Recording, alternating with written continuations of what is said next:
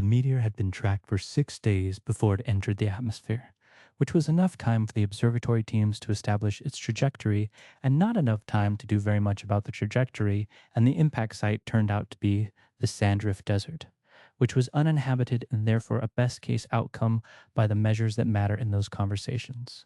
What the observatory teams had not anticipated, and what the field geologist who was first on site described as the most unexpected thing she had seen in 22 years of fieldwork, was what was already at the impact site when she arrived by helicopter at dawn.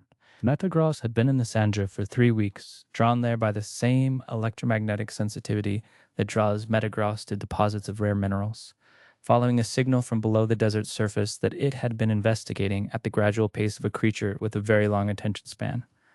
When the meteorite hit 12 kilometers from its current position, the shock wave reached Metagross through the Earth as a signal that it had never felt before, a mineral signature from outside the planet entirely, which was a category that Metagross had not previously needed but added immediately. It moved to the impact site through the night using magnet rise to stay above the still hot sand and reached the crater before dawn.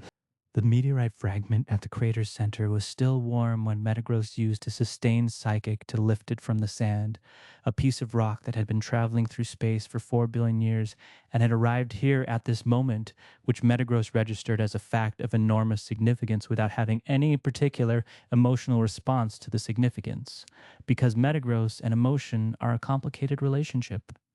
What it had was curiosity of the deepest and most systematic kind, the forebrain network that gives the species its intelligence running through the meteorite's composition in a continuous analysis that had been going for 2 hours by the time the geologist's helicopter appeared over the crater rim. She landed and climbed down into the crater and stood facing a Metagross that was holding a glowing meteorite fragment and appeared to be beating it like a book. She did not say anything for a moment. Then she said, "You got here first." Metagross looked at her with its deep red eye. Then it looked back at the meteorite. She set up her equipment on the opposite side of the crater, and they worked in parallel for the next 6 hours, which was, by any measure, the best fieldwork day of her career.